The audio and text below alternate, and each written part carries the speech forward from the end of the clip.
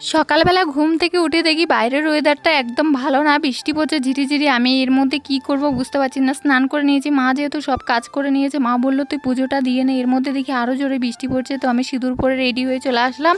আর একটা বড় কাঁঠাল পেকেছে, তাই ভাবলাম আজকে যেহেতু একাদশী আমি ঠাকুরকে দেবো আজকে কাঁঠালটা। পেকেছে কিন্তু একদম ভালো দিনে, আগের দিন একটা পেকেছিল, সেটা কিন্তু সবাই মিলে খেয়েছি। এটাও আজকে তুলে নিচ্ছি পুজো দেওয়ার জন্য।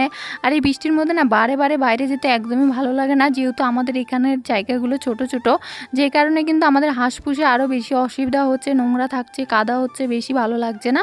তার জন্য কিন্তু আমি স্নান করে দেখো সব কিছু নিয়ে একেবারে ঘরে ঢুকে পড়েছি। আর বৃষ্টির মধ্যে বেরোতে ইচ্ছা করছে না। আমি কাঁঠালটা সুন্দর করে ছাড়িয়ে নিয়েছি, আধেকখানা পুজোতে দিয়েছি আর অর্ধেক রেখে দিয়েছি। তো দেখো আমার পুজো দেওয়া কমপ্লিট হয়ে যাচ্ছে। আর পুজো দেওয়া হয়ে গেলে আমি এখন সবাইকে কিন্তু প্রসাদটা দিয়ে দেবো। এই যে এতটা প্রসাদ সম্ভব নয় খাওয়া, কাঁঠাল আমার অত একটা ভালো লাগে না। তো কাঁঠালটা খাওয়ার পরে দেখো আমি একটুখানি ভাবছি যে মা কখন আসবে বাজারে। মা গেছে বাজারে, বাজার থেকে কি আনে। আর আমাদের পিছন সাইডে দেখতে পাচ্ছি ওখানে ধান লাগানো হবে, এই প্রথমবার ধান চাষ করা হবে আমাদের বাড়ির পিছনে মাঠে। তো মা বাজার থেকে চলে এসছে, বাদাম নিয়ে এসছে, সাবু নিয়ে এসছে, শশা, অনেক রকমের ফল পাকড়া নিয়ে এসছে। আর কিছু টাইমের মধ্যে দেখছি এরা ধান লাগাচ্ছে, আর আমি একটু বসে দেখছিলাম। দেখো বৌদির মেয়েটা কীভাবে খেলছে। তো আমি দেখো এখানে সব রেডি করে নিয়েছে, তারপর তোমাদের সাথে শেয়ার করছি। এখানে শশা কেটে নিয়েছি, রান্না বান্না কমপ্লিট হয়ে গেছে।